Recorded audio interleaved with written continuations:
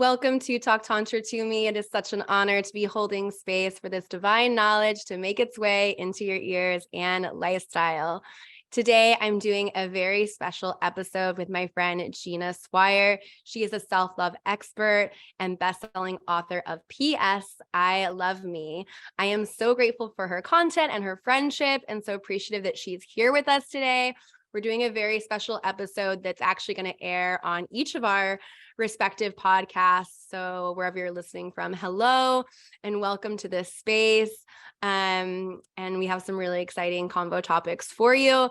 But Gina, thank you again. Why don't you start by telling us a bit about yourself and how you became the self-love expert?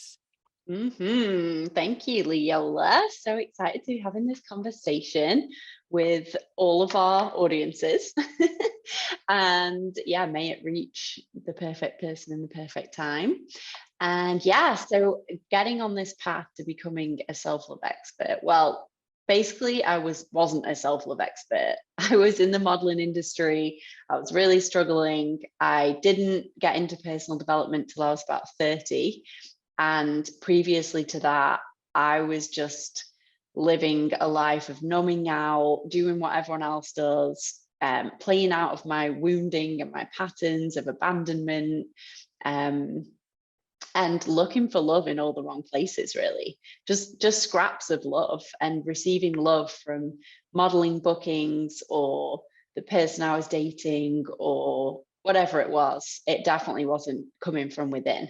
So at the age of 30, well, 29, had like a massive crumbling, everything crumbled. And out of that place came this wisdom that really came from within.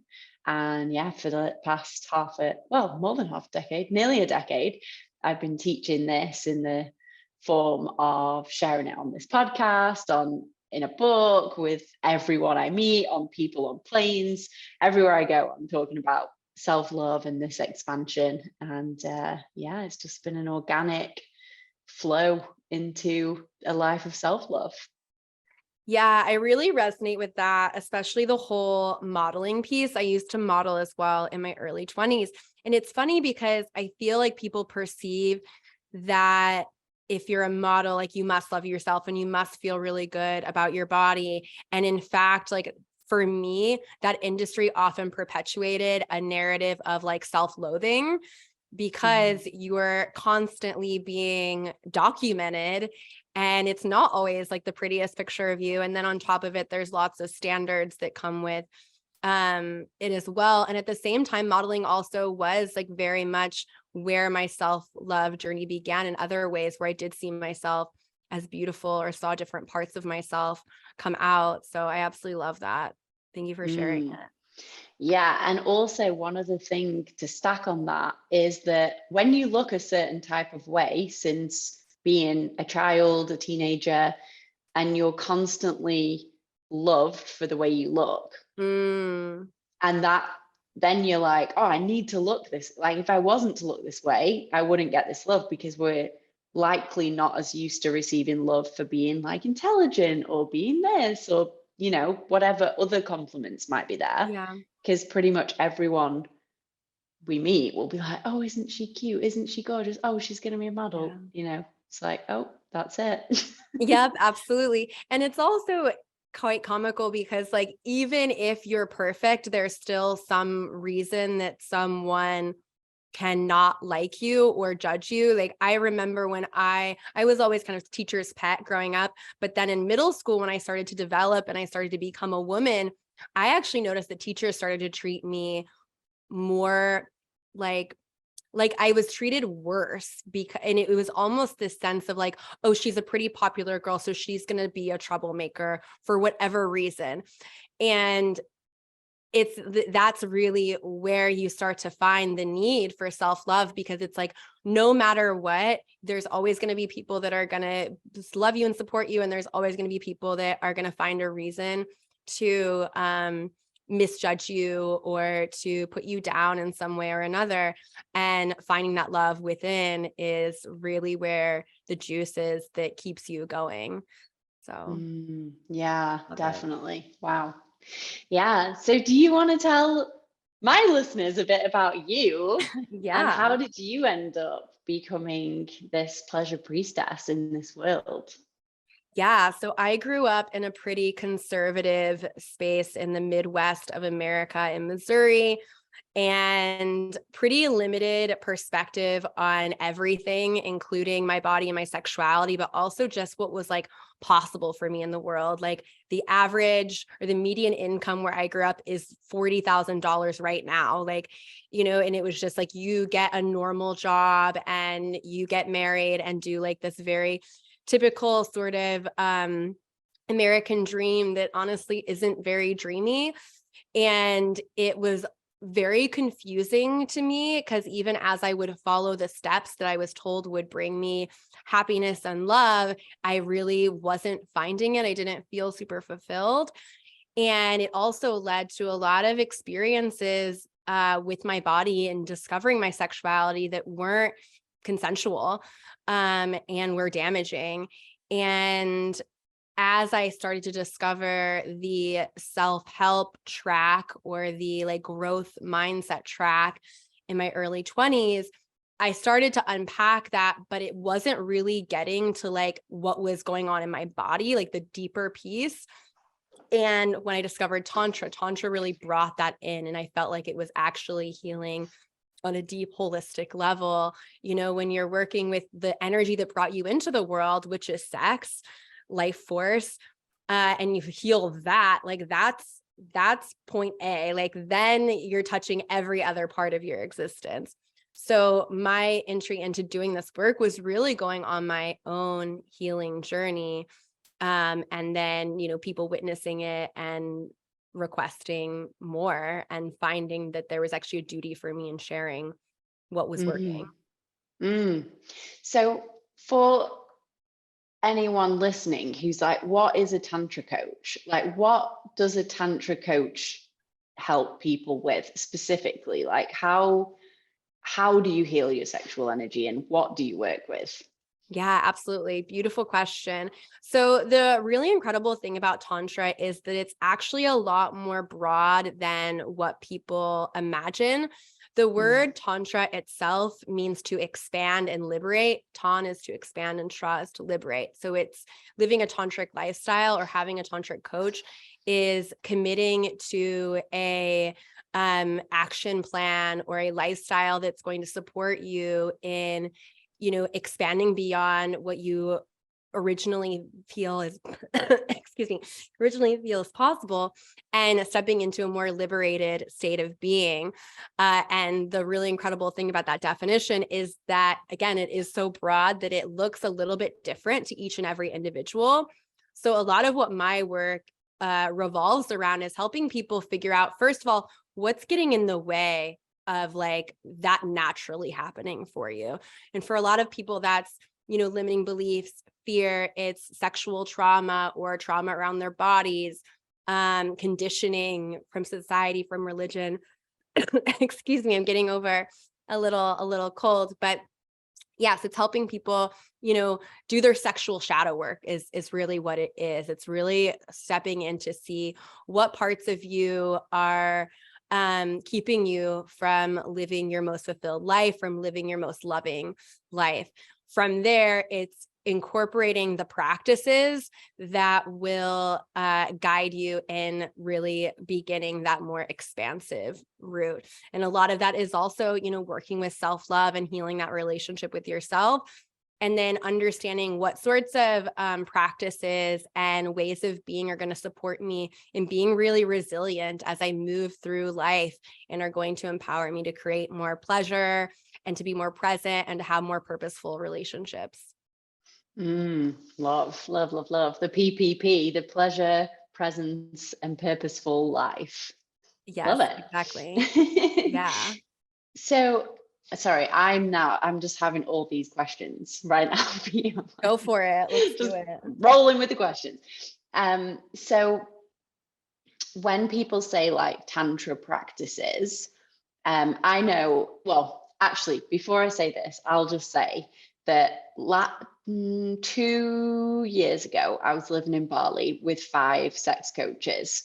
and all different, like intimacy coaches, sex coaches, you know, like femininity, all the things. And I was a self-love coach. And so we would talk about all these things. And they were like, Gina, you're a sex coach. You're an intimacy coach. And I'm like, no, I'm a self-love coach. I'm a self-love coach. I just sprinkle it in, you know, just as a fun edge. And they're like, no, this is what you're doing. And I was like really resistant to it for some reason. And anyway, fast forward, and, you know, obviously now this is the body of what I talk about.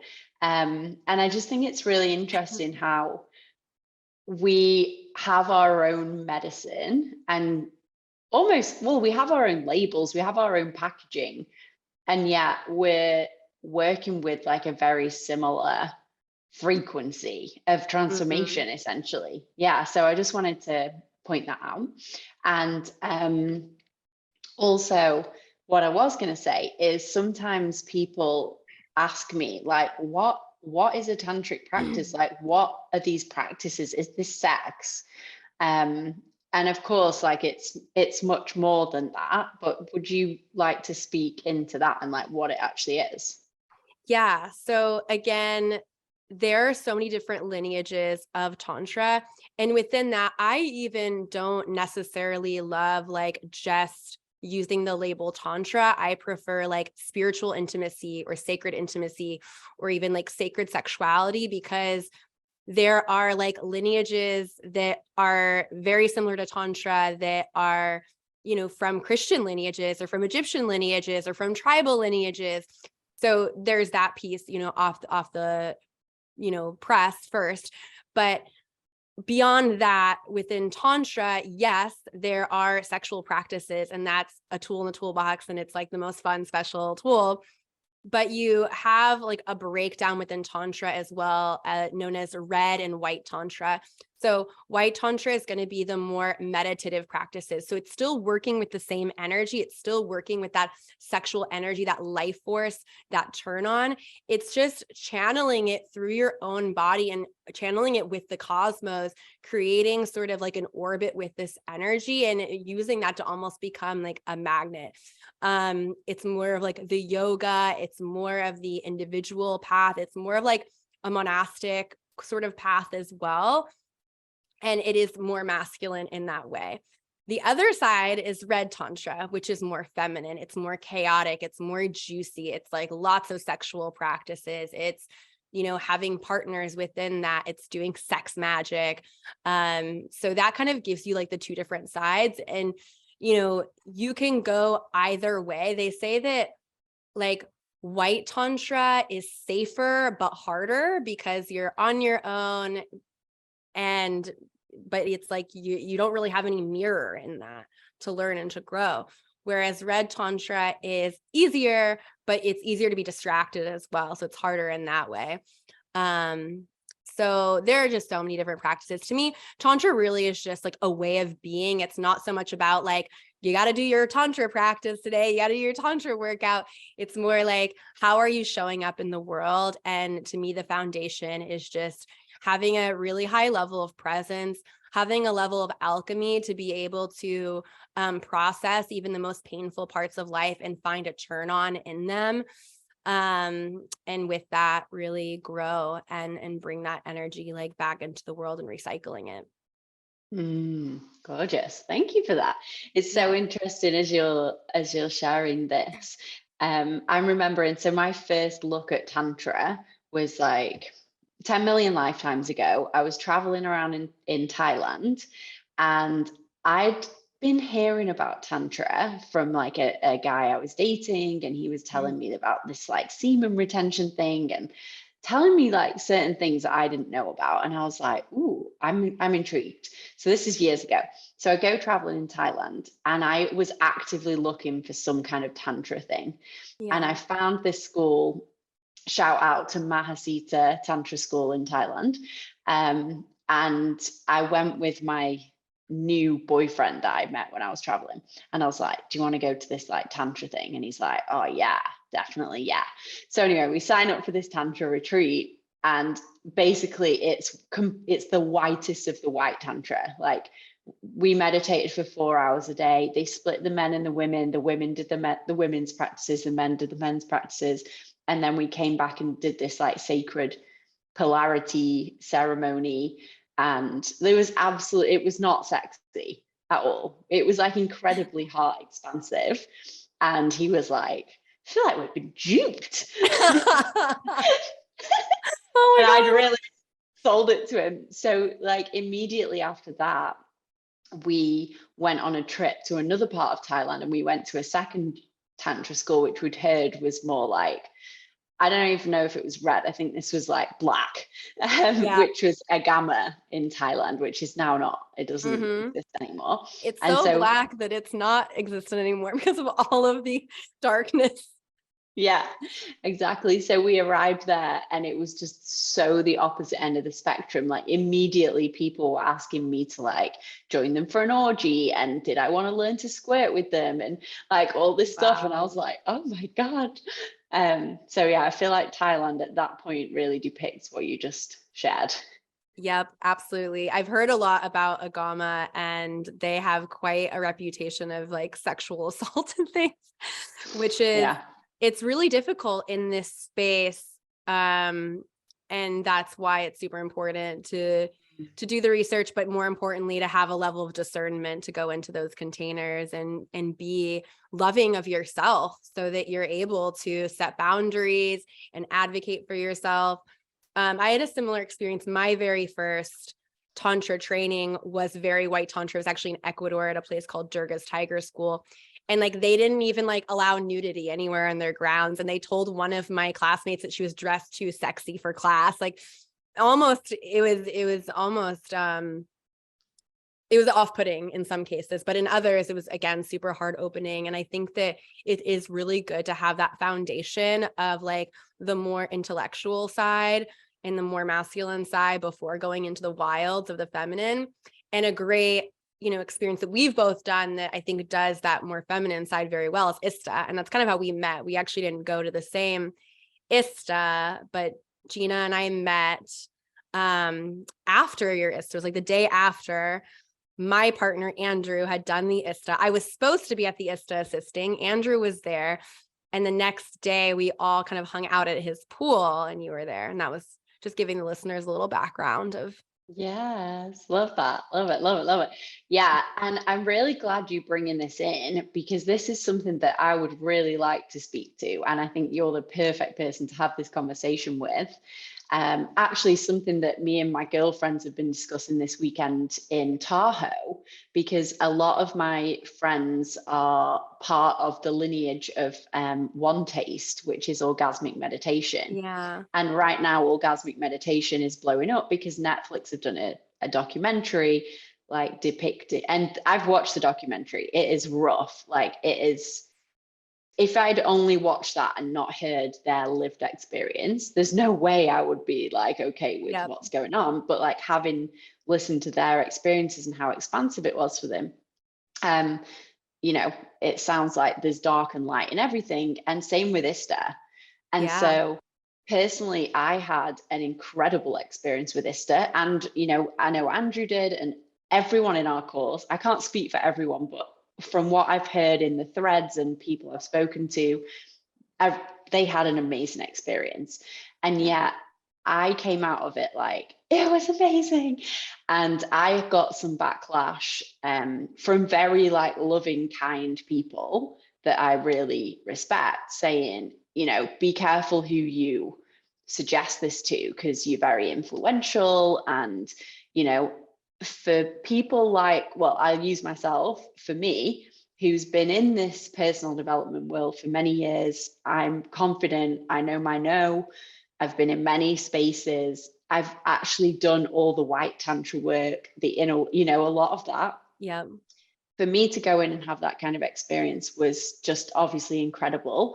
And yet some people don't have all of that in place. Either they have more unhealed sexual trauma or unlooked at, they maybe have they aren't as confident, they don't know the no, they haven't done their self-love work, or they're on the path but not as far down. And this is where problems can occur in ISTA, in one taste, in Agama, in lots of different spaces. So I'm curious to hear your ideas on this. Yeah, absolutely. I love this as a big piece for us to talk about. So I did see the documentary on One Taste. I don't have much personal experience with it. And yeah, it was rough. But at the end of the day, as I was watching, like, they're talking about the theories and the motivation behind creating One Taste. And I'm a full fuck yes to like all of it, And then obviously you see how certain individuals within it and some of the practices were, quite controversial and toxic and in some, and if not all cases.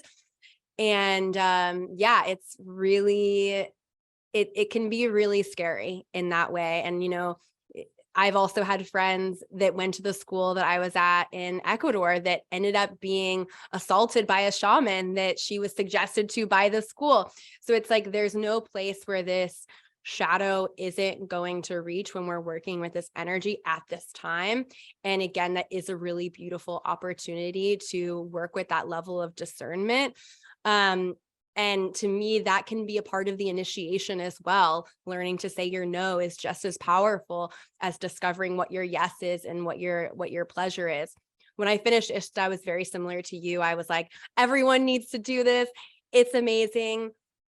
And I'm really glad that I held off creating like a podcast episode and telling everyone to go do it, because as I did go deeper into the community, I started to see, oh, there is shadow happening here too, for sure.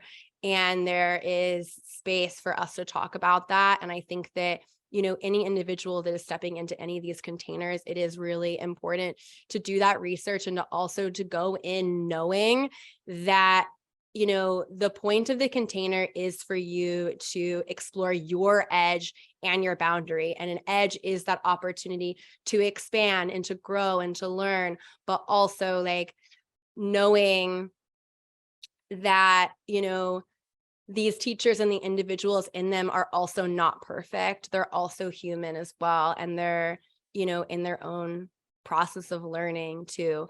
I also feel really grateful. Like I had actually signed up for 4 ISTAs before I finally got into one because of COVID and cancellations and vaccine border changes, all that stuff. And I was actually so happy that I ended up at the one that I ended up at, because by that point, I had done so much other work that I know if I would have stepped into that ISTA, I would have just done every single thing in there super blindly. Because it is like so much of it. It's like you step into those containers and it's like, oh my God, you're finally saying what I've always thought. And it feels so good to be loved for my erotic self. It feels so good to have this not be wrong. So if they're saying this, then everything else that they say and do must be right too. And that's just not the case. We're moving into a time where we get to be our own guru. We get to be our own, teacher. And these are just some tools to help us connect to that part within us. And not every tool is going to work for every person. When you were saying then about doing this work at this level at this time, I just got like goosebumps all over, because we're in like a revolution right now, and yeah, it's amazing to be part of it and getting to have these conversations, and us being called to be in these experiences and then pass these codes on is, yeah, I'm so grateful for that. Yeah, I think it's also really important to recognize that containers like ISTA as well have lots of different facilitators. So depending on like the location of the training and the facilitators you could have a completely different experience in terms of safety, as well as, consent, as well as like how far they're going to attempt to push you. The other foundation that I think that, some of these growth-oriented containers are built upon is that when you're triggered, you are invited to have a breakthrough, right? And so that's kind of part of the plan, is to trigger you. And so it is not like these containers are not trauma informed in that way. And I think that like trauma-informed spaces are really beautiful and there's a place for them, but they're not the only place that I want to be in, because I also want to overcome my trauma. So it's also understanding what you're getting yourself into before you go into it. And it's hard Absolutely. because it's just so mysterious. So many of these containers are so mysterious, so you don't really know. I think that that's one of the things that I struggle with about that container and others. And at the same time, I deeply understand it, having gone through it, the level of, you know, secrecy with some of the exercises. Yeah. So for anyone listening, ISTA, we can't tell you anything that goes on inside of it because it's a mystery school. And so we can tell you our experience, but we can't tell you any of the exercises, because basically if we did, it would be out of context of the container, and the container is the thing, you know, it, if I'd have heard some of the things that we'd be doing, I may or may not have gotten, or I may have formed opinions that weren't helpful for me.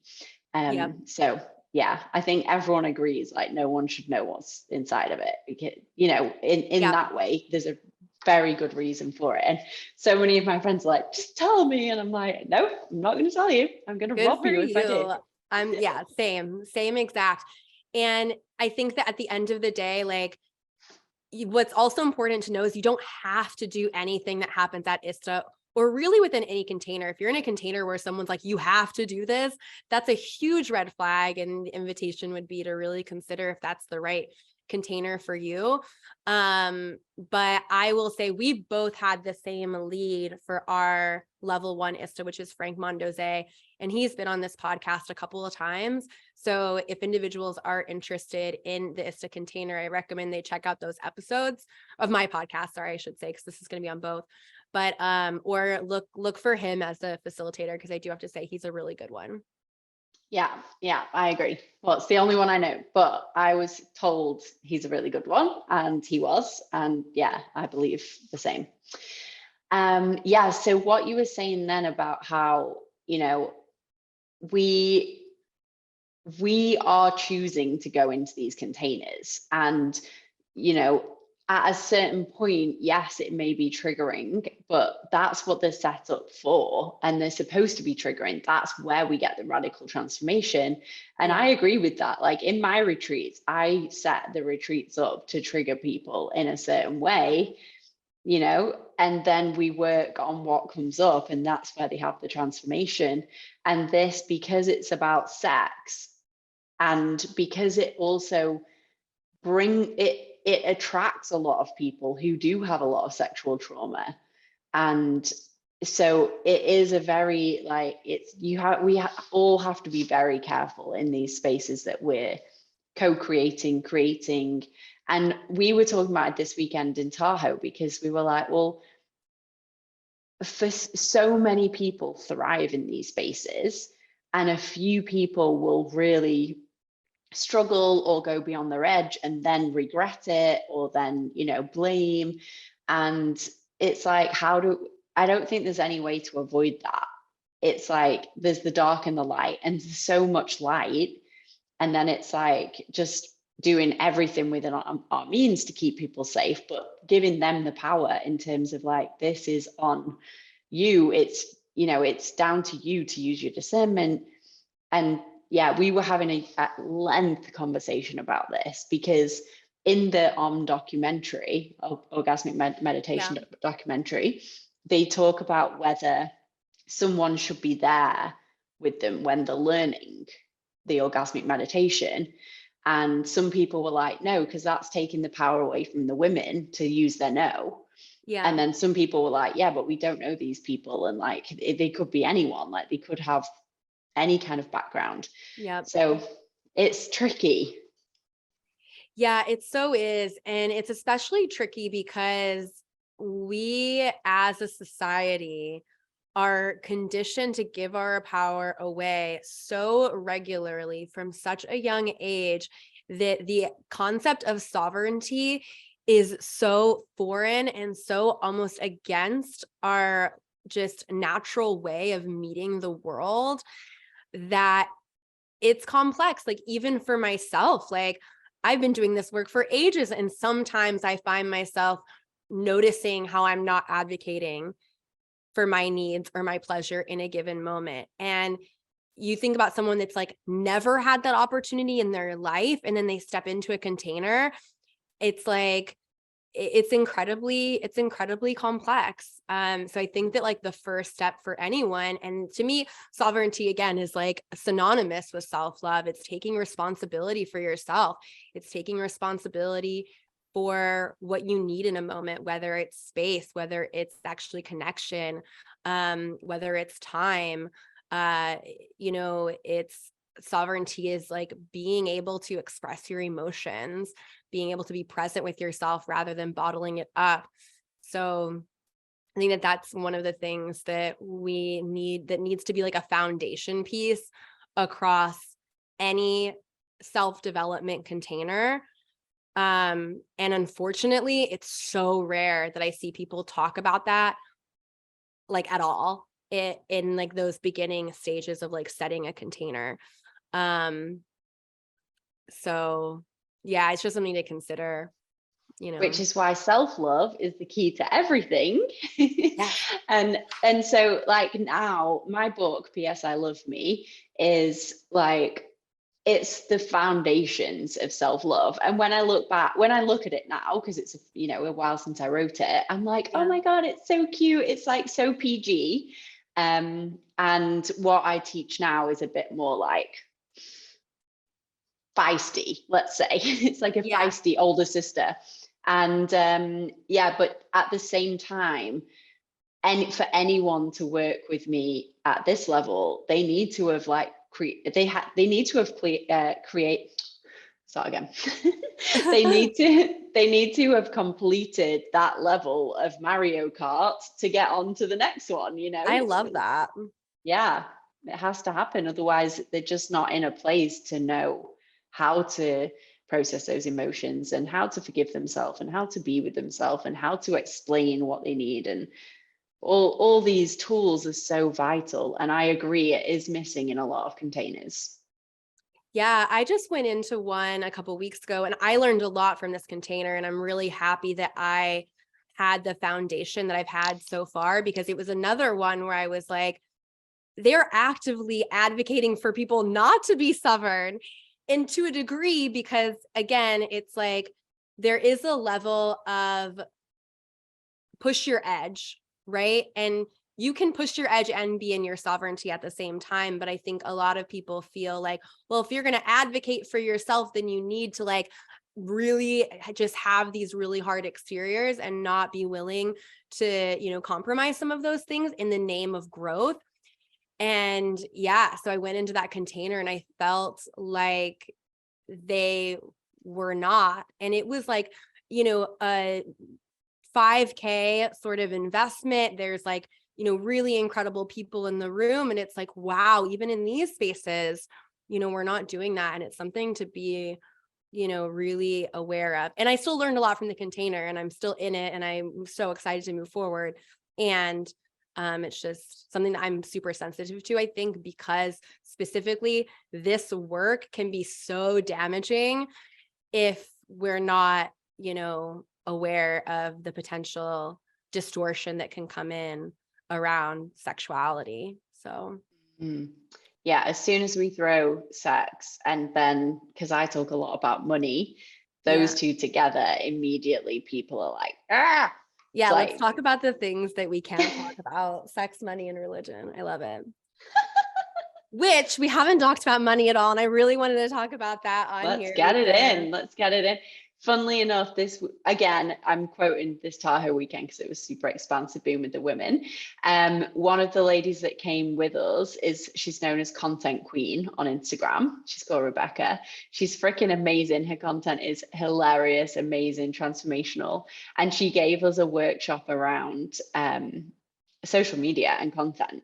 And she was basically saying to us, like, most people on social media are a diluted version of what they're actually like with their sisters, what they're like with their friends.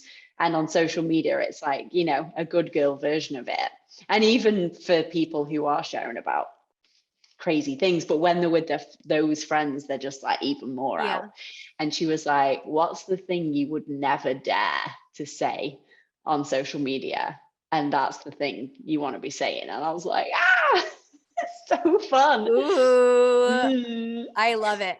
I love these like friend gatherings. I did something similar over the summer where you get together a group of friends and then like people Teach. bring their little magic into it. So it's like a co-created experience or retreat. I love it. Also love it. Also love it. And I also love cooking, and I know you do. So like, because it's obviously easy to get a chef for these kind of things, Yeah. but actually like teaming, because Yep.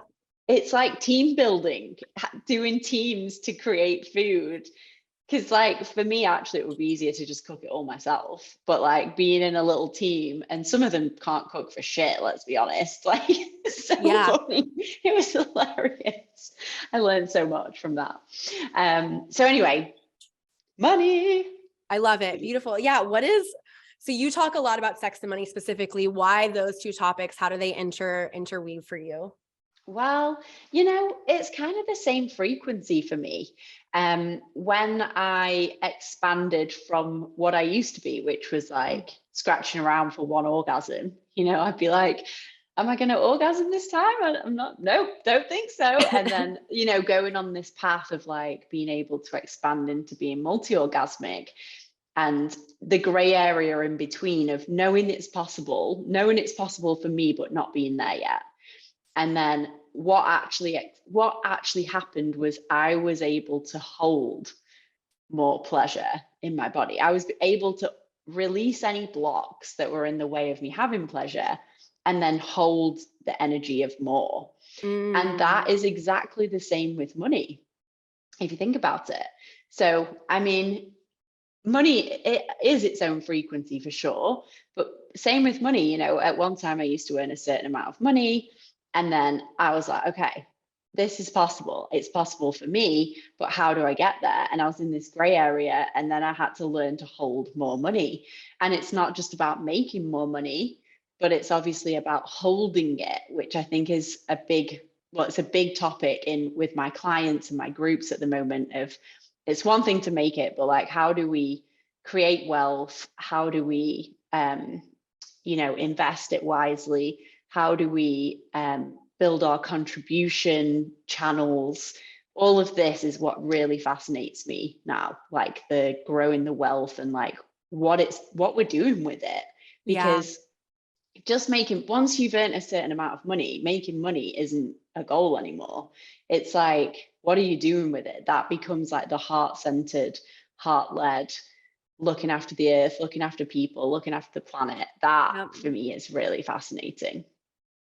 Yeah, absolutely. I love all of this. To me, another thing I like to say about money as well is I feel like we just have so much what's the word? There's a lot of judgment around what it means to be like wealthy or to be rich, in that it's like selfish in a way, but it really is.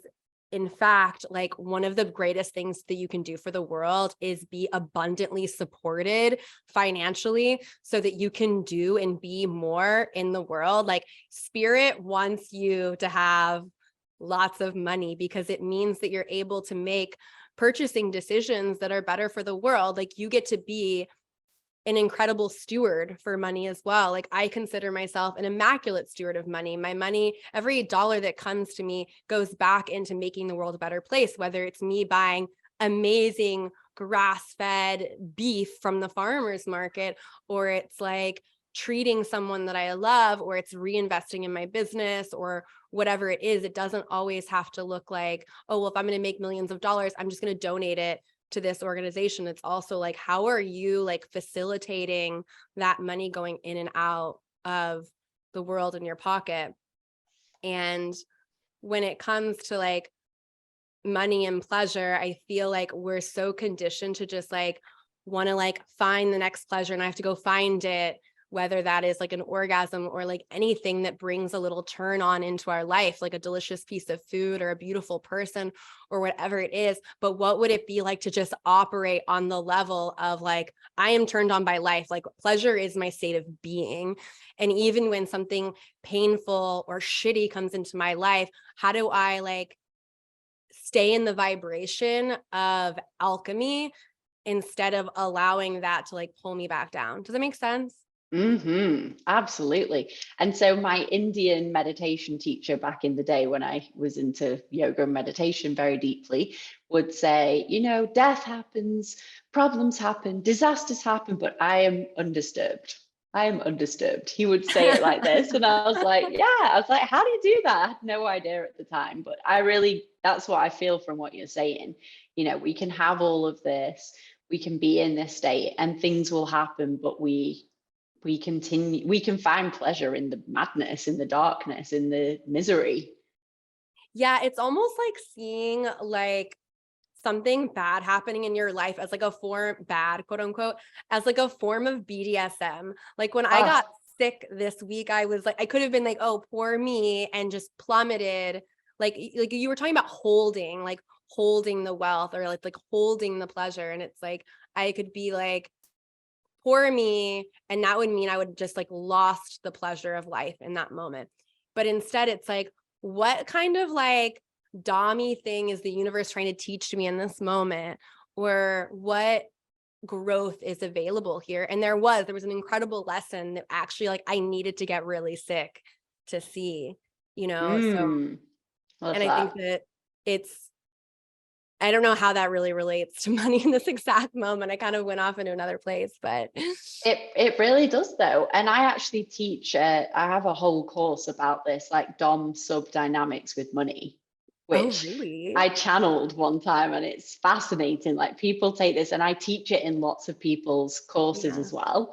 And it's fascinating because money, it to me is a neutral energy. Like you can project whatever you want onto it, but for me, I was trying to dom money.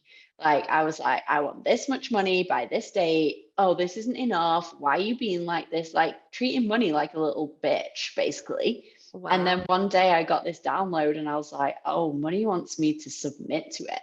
Money wants me on my hands and knees at my money altar every day, thanking it for its presence in my life and asking if I can do anything for it.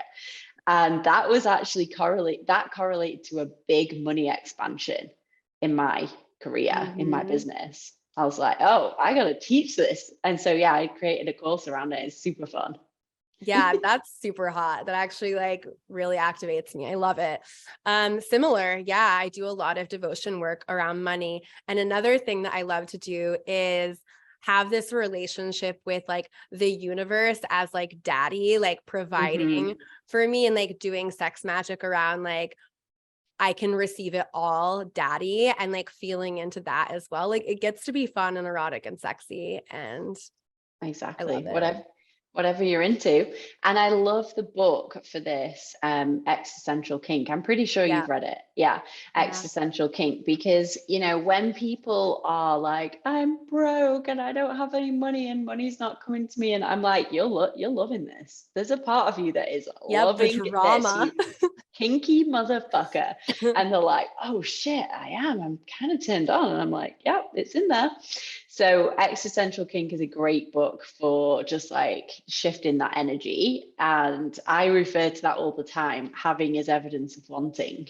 If it's showing up in your life, there's a part of you, not necessarily the conscious part, but that there's a subconscious part of you that is wanting it, is turned on by it. And if you actually bring that to the light, I just think that book is fascinating. And I love the fact she channeled it from ayahuasca. I didn't know that. Did she write about Yeah. that in the book? I don't remember. I read it a couple years ago, but it's a book that I regularly recommend. I can think of 4 people that I've recommended it to in like the last like 2 or 3 months, and all of them were a fuck yes to it. So highly recommend, not just for money stuff, although that's a great piece if you're struggling with the money stuff. It's really Yeah. good for that. But also When if you're not yeah. receiving anything in life, whether it's like love, money, pleasure, sex, your dream home, like any of that, if you're not receiving something and you're fucking annoyed about it, read that book. Yeah, if you're not getting the results you want, read it for sure. When I read that book, I was on an 8-hour road trip with my now ex, and we were in this push-pull part of our relationship where the polarity had switched over, and I was like bossing it at creating money and business and whatever, and he was kind of like cooking and cleaning and all of this, and he was frustrated about it and I was frustrated about it. Like we were like, and that book, even before chapter 1 started, in the preface, we were like, oh my God, we get it. Yeah. And we realized, we were like, oh, and then we played it all out in our sex and then shifted the polarity. That's wild. Mine, similarly, I was dating someone at the time, and as I was reading it, I was like, oh, I have created this mess. Yep. I created this mess. Yeah. Wow. It's wild. Because we're just kinky underneath it. We are. We love it. Talking of kinky, yeah, like I just see the whole world and money and business and all of it as just a sexy game. Like business Yeah. is like a way to run creativity into the world, and the game, it's just so fun for me, and that's why I love helping people with their businesses as well. I'm like, this is so fun, and the minute you lose that, you're not holding that frequency. Oh, and this is what I was going to add before, you know, when you were talking about how you could have chosen to go down with the flu. Yeah. And so this was reminding me of the energy of, and I reckon some of our listeners might be able to relate to this. You know, when you do something and it's the best you've ever done it, but you wanted it to be better, so you're disappointed. Mm. So like, for example, in a launch, maybe the desire is to sell 100 courses and you only sell 30, but you normally sell 10 or 15. Yeah. And so you've doubled it, but because the desire was so high or the vision was so high, it comes with like disappointment. And this little equation came through to me of like, basically it's self-sabotage, because holding such a high standard seems like it's good and can be good, but then it creates disappointment, which lowers the vibration into like misery. And then we're attracting at that point.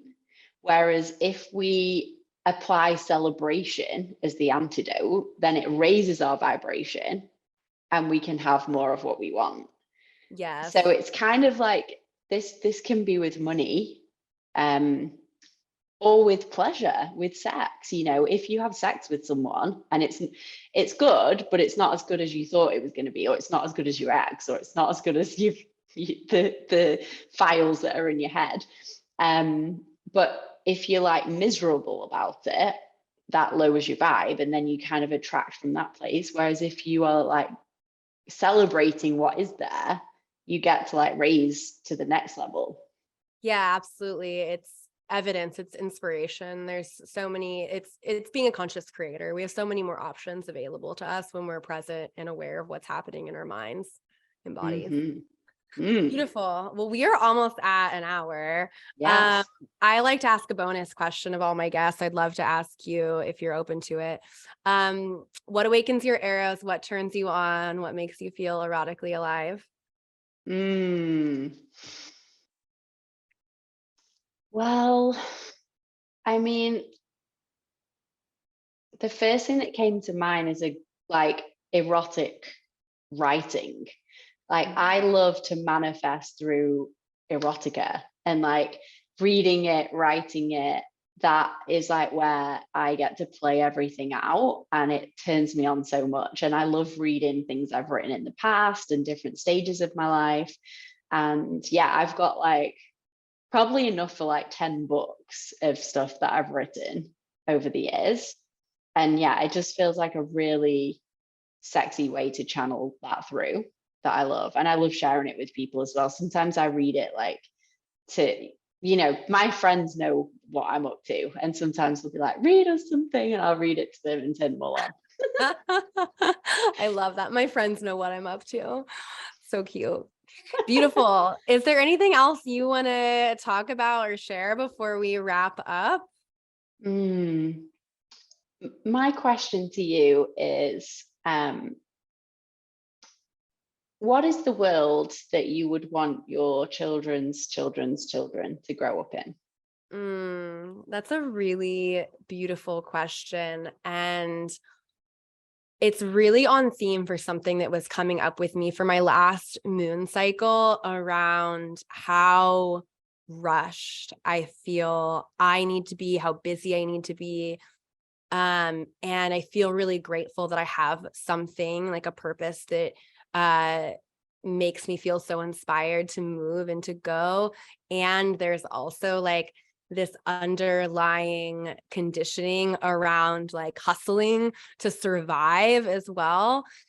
And I would love to live in a world where people didn't have to worry about that and where their primary focus was on intimacy and connection, and they felt safe to be all that they are in that, and just by being themselves they're abundantly rewarded in whatever way, shape, or form that takes, whether it's an artistry or a service that they provide in just being who they are. So Wow, beautiful. yeah. Imagine if someone was like, why don't you just take a year off? Take a year off. Yeah, exactly. Oh, sounds pretty fun. There's a TED Talk that recommends taking off a year every 7 years, which I love. And I do something similar. I take off a month about every 7 or 8 months. Mm. And then kind of vision. So Yeah, yeah. I agree. Taking time off is very, very key. Well, thank you, Leola. This was juicy. Yeah, thank you. And thank you to the listeners for tuning in. This is absolutely beautiful. And I'm excited to share this and connect with you more in real life as well. Yeah, and I just trust that this is meeting the perfect person in the perfect time, and would love to hear if anything has landed. Do send us a message on Instagram and let us know.